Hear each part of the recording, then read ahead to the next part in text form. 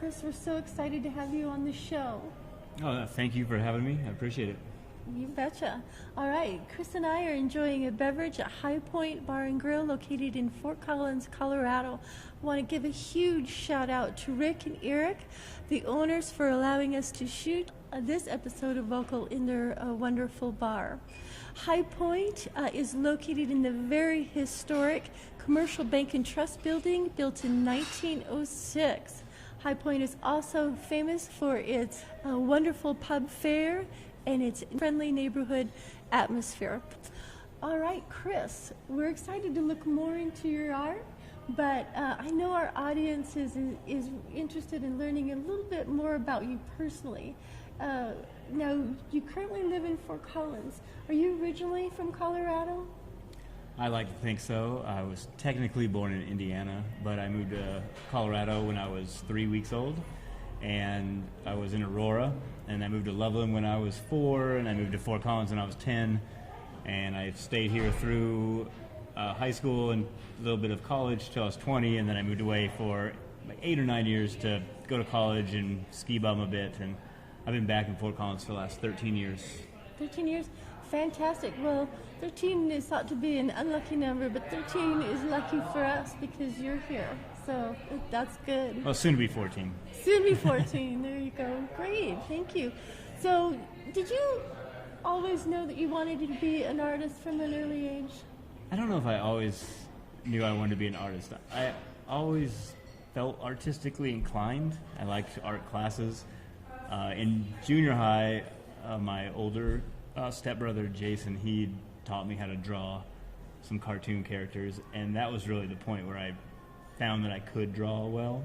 And I took every high school art class, and then I went, even when I was ski bumming, I was drawing and painting things on the side, and I went to college and got a degree in painting. And even at that point, I don't know if I really truly knew I wanted to be an artist, but I wanted to kind of try. I didn't know what it entailed, and it wasn't until years after college that I actually realized that that was something I really wanted to truly pursue for a profession. Great. So you kind of knew you had quite a bit of artistic ability even as a kid? Yeah, I knew I could draw. I mean, once I started drawing the cartoon things, I realized that, I mean, kids compare things. I knew I could draw, better than a lot of kids. Wow, look at you. That's great. All right, so you had a very surreal experience that kind of gave you the confidence to make that leap of faith into art. Can you talk about that a little bit for our audience? Sure. It was really just a chance occurrence to meet some of my musical idols. I guess my favorite band, The Roots, in Paris.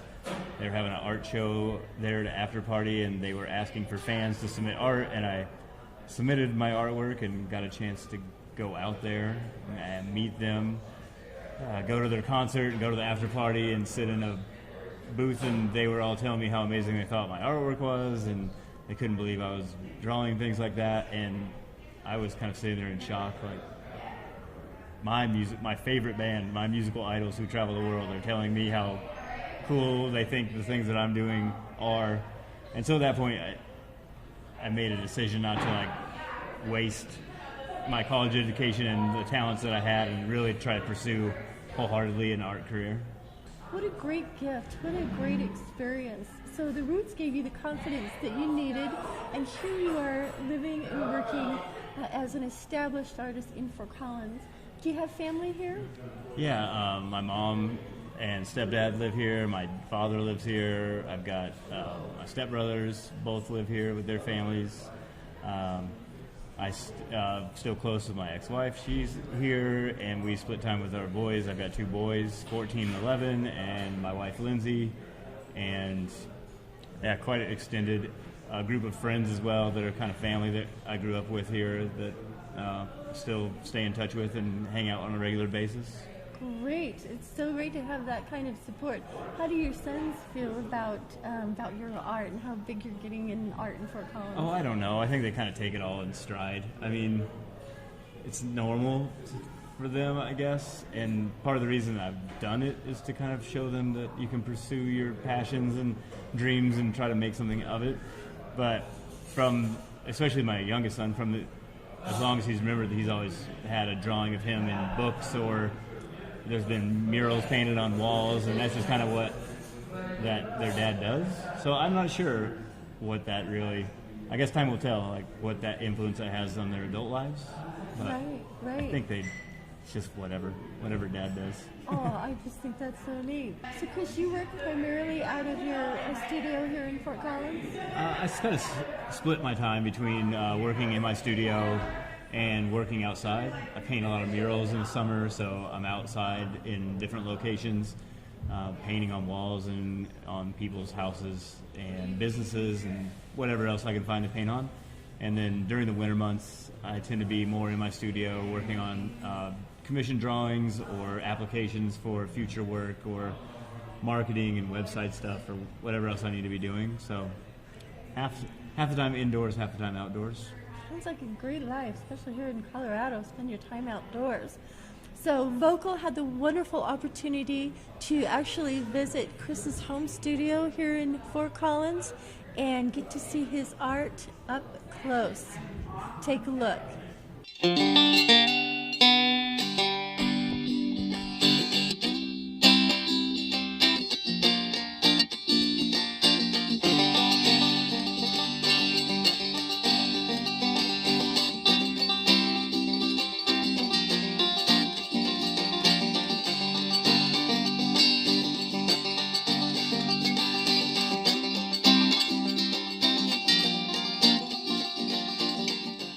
The first art commission I got for a fine-tuned drawing was a guy up in Steamboat saw a drawing of my kids. He wanted me to do a picture of his kids that told his family history and the story of him and his wife for an anniversary present. So I spent a couple months going back and forth interviewing with him and creating this picture of his kids and his dog that told how his wife's met, all the things that they've done and the things about their children. And I got the opportunity to drive the picture up to Steamboat and present it to his wife, and it was met with like tears and hugging and all these things, and it really was a touching moment for me to think that I could create a piece of artwork that could reach someone in such an emotional level. And since that time, I've really got a chance to do dozens of these pictures for other people, and I would say 90% of the time it is met with that same reaction of tears and happy tears and shock and surprise. And it was just something I joke about, but I think it's funny. I'm like, I want my artwork, the main thing I want to do is just make ladies cry. So it's just something I love to do, to have that emotional connection, to make artwork that has the ability to like reach people in that way is such a fun thing for me. And you know, it all started kind of like doing this drawing of my kids that told a narrative story rather than just kind of a random act of creation of like just throwing everything with the kitchen sink. And now my drawings, all my drawings that tell these, when I'm doing them for people or for businesses, it's like it has a strong narrative story that goes into all the interior images, so that it's a picture of something, but it's also about that as well.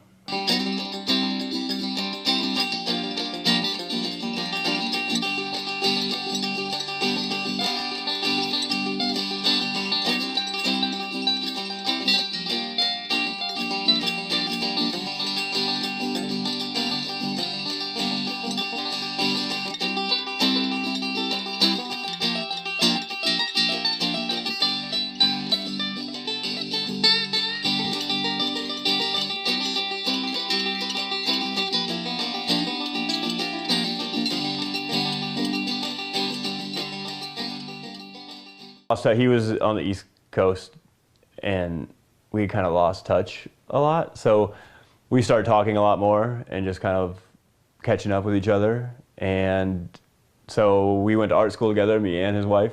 So when we were talking, I was talking about this Aurora theater shooting project that I wanted to do and how I was trying to make this happen. And it was just kind of part of the conversation. So when he passed away, I went to school with his wife as well, so we talked, and I still wasn't the the victims of the Roar Theater shooting family weren't really ready to move forward. So I just asked my friend, I'm like, would you want me to do one of these for Brian instead? Like, because I have the time right now, and I already know how I'm going to do it. So I set up a Kickstarter for that project, for this one instead, and we raised the money to do that. And I was able to do the drawing of him as like kind of a gift for him and his family. I didn't have them pay anything. We crowdfunded it all, and I was able to give his wife the original and then make prints for like his family members and his mom and sisters and all of his friends. And it kind of tells his life story about all the things he did. He was a anti-nuclear protester, and he was in New Zealand as a farmer, and he was really into agriculture, and he had kids and have his dogs and different animals and his boats and things that just he was into that kind of tell of what he was all about. And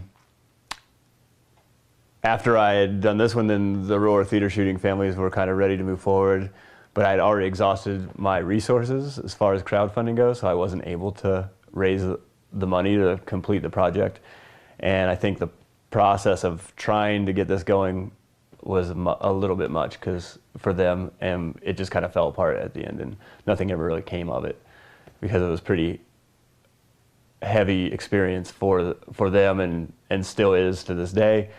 And even for Brian's family, I think this project is a bittersweet thing. Like, they like the drawing, and sometimes they like to look at it, but then his wife told me, like, sometimes I just want to put it in the closet, and I don't want to look at it because it's sad, because it reminds her of, his passing and that he's no longer there. But we kind of think that as his kids were really young, so as his kids get older, they'll have like this thing to remember their dads, and they can go through and tell the stories of, hey, when my dad, he went to Nevada and he protested the nuclear test site at Nevada, he used to go out there all the time, and there's all these things, sweat lodges and the boats that he had, and here's the dogs, and our times when we spent in New Zealand. So every of those little tiny pictures becomes a story that she could tell his kids about her dad. So it becomes like this visual narrative of like every little image is a memory, and all the memories are a story. So.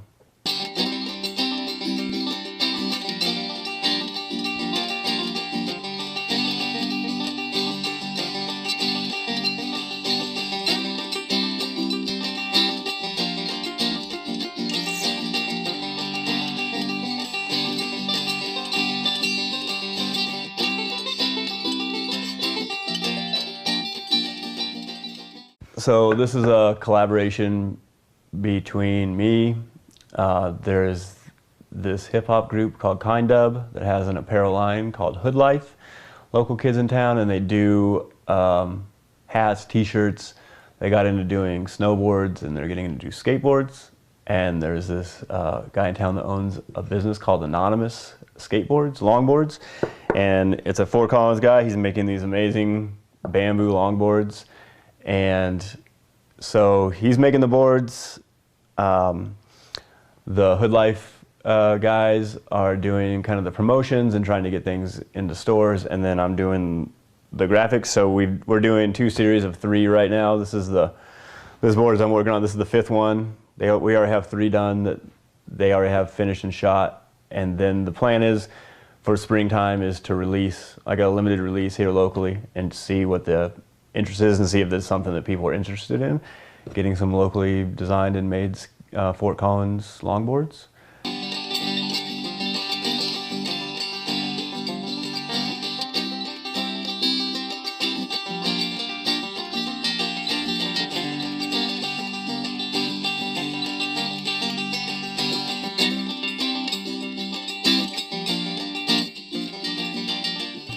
And this is what I tell young artists when I get to talk. So I like to talk to high school kids and college kids, and just start telling people you are what you want to be. Because I waited tables for years, and I never told anyone really I was an artist, or I painted, or I drew. I was always the waiter. I was the guy that brought you lunch. I was the nice person that would sit and chat with you. But it took years. I'd worked for people for like 3 years, and they're like, oh, you do artwork? And they're like, that's what I really want to do. But if I was telling people that whole time, hey, I'm an artist, then even if I didn't really truly believe that I was going down that road at that point, I feel like I would have been further along that path just by kind of vocalizing it, because now everyone in town that knows me knows that I'm an artist. I mean, half the people I know now probably never knew I even waited tables. And that was probably a larger chunk of my life. I probably spent, 15 years doing that. And I've spent 9 trying to seriously pursue. I mean, I've been doing art since I was a little kid, but as I consider seriously pursuing it as a profession, I spent way more time in the service industry, but now people don't even know that fact about me because that's insignificant. So I'm it's like that fake it till you make it type of thing. It's even if you don't believe it, but if you want to be that person, you're I'm a writer and I write novels. Even if you're just starting your first novel and you're halfway through, it's if you keep telling other people that, that's their perception of you. So they're oh, I know this novelist, if they're having some random conversation, and that's how things spread. So primarily what I do as an artist is do murals. So it looks like a beautiful winter day in Fort Collins, so if you want to come downtown, we can check out a couple murals.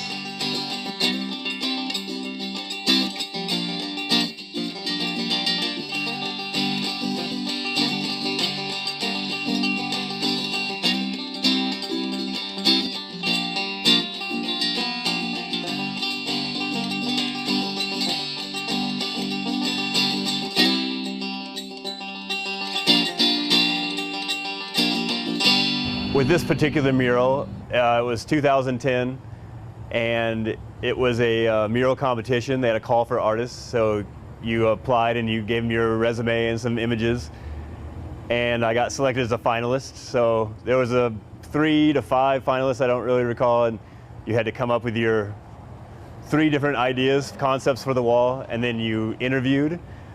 And I got to sit down and interview with people from Hot Corner Concepts in the city and Bohemian, because it was a collaboration between the 3 to kind of make this project happen. And I was finishing a mural over at Beaver's Market and waiting all day. I was sick to my stomach. I was so antsy because growing up in this town and being a downtown resident, I drove by this wall every single day to ride my bike. And I was at this point where I'm if I didn't get this mural, I was gonna have to move out of town, because I came by this place every day and saw it. I was so emotionally attached to this project without even putting a brush on it that I didn't want to see another person's mural on this wall. I was sold on this. So when I got the call that I got it, I was blown away. And they wanted something that told Fort Collins history, but they didn't want just a square picture. They wanted something kind of non-traditional and unique. So I came up with the concept of using aspen leaves to frame out the pieces, and then all these little pieces are different things about Fort Collins history. So you've got the firehouse, and you got music, and there's the Beat Factory and Annie Stone's cabin, and there's bikes and brewery stuff. And so every single leaf is a piece of Fort Collins history or culture. And I titled it Hard to Leave, with a play on words, with it being the aspen leaves as the main focus, but also Fort Collins. For people that have grown up here and people live here a while, it's a town that's hard to leave, and people always seem to leave and come back, and people aren't always gone for good. So it's a play on this. And this mural was the one that was a high profile piece that really kind of started a snowball effect of my art career, kind of taking shape and getting calls for people wanting me to do murals just sight unseen, and just seeing this piece. I do these youth community workshops. It's kind of turned into community workshops with murals. It started Rafael Lopez, artist from San Diego. The library district in the city brought him in. He painted a mural in this parking garage, and I was part of the local artists that came and helped him do the layout and paint some of the high stuff. And his last day, he invited something like 300 at-risk youth young kids to come and paint, and it was a 10 minutes of fame type thing where we would bring in a group of 15 or 20 kids, and they would all paint a section, and I helped with that process, and it kind of inspired me to create a mural program for local youth that wouldn't just give them 10 minutes of fame, but would teach them everything about mural creating, from working with a building owner to designing it to laying it out to documenting it. And this was the first project I worked on. It was done with a group of 9 high school kids from 4 different high schools in town. And we worked with the owners of Austin's and Enzio's, and they had a team that we kind of helped come up with some of the design concepts. And we spent a month of 1 day a week meeting and coming up with designing it and coming up with the actual layout for the mural, and then we got approval through the building owners, and then we spent another, I think, 5 or 6 days drawing the mural up and then painting it as a group. And the high school kids probably painted 80% of all of this and came up with like all little touches, like making the piano keys down here. That was one of the kids' ideas. And it was just a real like collaborative process of taking a group of young artists and giving them a project that hopefully they can look back 10 years from now and be like, you know, I helped make this mural happen in Fort Collins in downtown where they grew up. And since then, I've worked with about 6 other murals. I've done them over at the Mulberry Pool, and then I do them at school. So I've done one at Lesher Middle School with all ages of middle school. I did one at Lab School with the kindergarten and first graders. I did one at Garfield Elementary down in Loveland. I did 2 different ones, one with kindergarten through 3rd graders and one through 3rd through 5th graders. And just kind of leading through the whole process of like letting the kids come up with the concepts, kind of being the facilitator, and then coming up with a design off of our conversations, our drawings, and then letting the kids like do 90% of the painting work, and just I kind of help come at the end and put it all together. So it's been a really good thing for me as a person that grew up in Fort Collins to give back to the community, to give opportunities and maybe some inspiration to kids. Because when I was growing up here, I didn't have any artists coming and let alone into my class to talk to me about anything, rather than give me the opportunity to create a mural piece in downtown. So that's kind of the basic synopsis of that. You have a very special art history mural project with the Mishawaka. The Mishawaka is a wonderful mountain music venue which is just west of Fort Collins here. Can you tell us a little bit more about that project?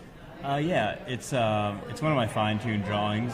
Mishawaka is having their 100th year anniversary of being a music venue, which is a crazy thing that we've had a music venue for 100 years up in the Poudre Canyon.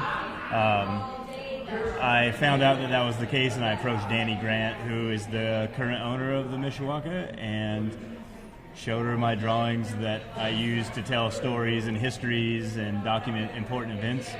And she was really excited and receptive to the idea, so I've spent the last couple months doing a drawing of the Mishawaka where all the small interior images tell the 100-year history of the resort, all the musicians and all the important events and people that have passed through over the last century, I guess. And I'm really excited about this project. It's hopefully going to be a really big art project for me. We're going to do this big art unveiling, and we're going to make posters, and hopefully we can find a t-shirt design. We're going to sell those throughout the whole 100-year season for them. So not only is it a drawing that I'm doing for the owners of the Mish, but it's for the community, and we're going to try to involve it in a lot of the advertising and the posters and their online things, and then making posters to sell at the venue or directly through me. And I don't know, I don't know where it's really going to go. I just finished the drawing yesterday, and all the kickoff stuff is going to happen here in the next couple months. Oh gosh, so it's almost literally hot off the press there. Yeah, definitely. Yeah, well, I'm a history nut, so I'll be very excited to get the t-shirt and a poster, and I'd like to sign up for that today if I can. So very exciting, Chris. Thank you for that. All right, we've got to that part of the show called the Era of Enlightenment round. Now, a lot of shows have a lightning round. Well, because this is art-based, we've called it Era of Enlightenment round. My creative consultants have come up with a list of questions for Chris to answer. He is unaware of any of the questions beforehand, so he's going to be answering these off the top of his head. I want to thank my creative consultants for this list. They are Chandra Valenza and Elizabeth Riding. I'm going to put on my glasses here, and are you ready? Yes. Okay, the first one's easy. So first of all, on your website it says it ain't where you're from, it's where you art. What does that mean? It's a play off hip hop saying, it ain't where you're from, it's where you're at. I just kind of like took a little play on words on that. It ain't where you're from, it's where you art, but I use the at symbol on the art, so I love just it. play off that. Who's the artist? I don't know. I don't know who originally came up with that line, but it's something that's been around for a long time. Very cool. Okay, I like that. All right. If you had a theme song that followed you around wherever you went, what would it be? Oh man, I don't know. When I married Lindsay, my wedding song was an Outkast song, Spotty Odie Dole. I can't even know the title right now. She put me on the spot. Spotty Odie Odie Dopalicious, something like this. And it's got this really cool like horn section. It's like this like Southern March song. Yeah. And it's just kind of like, for me, it's like this victory song. And I could try to like, I should know the title of that song. That's all right. So I like the victory theme. Okay, that's fantastic. Okay, now here's some art questions for you. So Pablo Picasso's full name has how many words in it?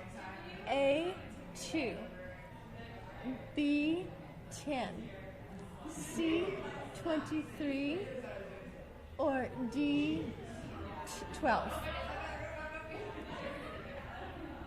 Oh, I don't know. I almost got a minor in art history. It's going to be something outlandish. It's 12. I would say 12.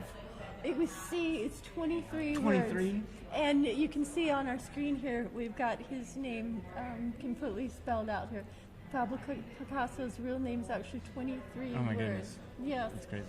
All right, Leonardo da Vinci, as well as being a very famous artist, such as yourself, he was also famous for inventing one of these 4 things. A, kites. B, high heels. C, gunpowder. And D, a wagon. It's either going to be kites or gunpowder, I feel like. Because he invented a lot of war machines. And he invented a lot of flying devices. But I just don't know where that comes in the linear history. And then part of me wants to say high heels, because it's the most outlandish thing. But I'm going to go with gunpowder? You tell me high heels. You tell me high That's heels. the one. I'm trying to give it to So me. Leonardo da Vinci is famous for well, he wasn't famous for, but he's also known He's for done that. inventing high heels. Isn't that crazy? And the last one, or no, actually I got a couple more for you. This was, I used my creative consultants for this one. Kurt Cobain or Eddie Vedder? Eddie Vedder? Okay, yes. I'm a fan of both of them. They're my era, but That was Eddie, a win-win. Oh, that was a win-win Okay. right there. Eddie Vedder. Zeppelin or Beatles? The Beatles. I'm a Zeppelin over here. All right, last one, Chris, before we let you go. If you could walk out of High Point Bar right now and get into a limo that could take you and your lovely wife, Lindsay, anywhere, and your beautiful kids, anywhere you wanted to go on the planet, anywhere, where would you go? Oh, that's a hard one. But I think we just go to Iceland, because that's kind of where we want to go next. We try to go see other parts of the world, and that's on the I love it. it's on the short list. Yes. So I think that's where we would probably take off to, in the magic limo. Very good. Love it. Iceland. All right, sir, your limo awaits. Oh, yeah, sweet. I didn't know that. There you go. Well, thank you so much for tuning in to Vocal. We loved having you. What an honor to have Chris Bates as our first guest. Just a wonderful artist. Really enjoyed our day today. To learn more about Chris Bates, all of the amazing awards he's won, to get a bio on Chris and see his wonderful artwork, please visit mightyfineart.org. We thank you so much for tuning in, and we'll see you next time on Vocal.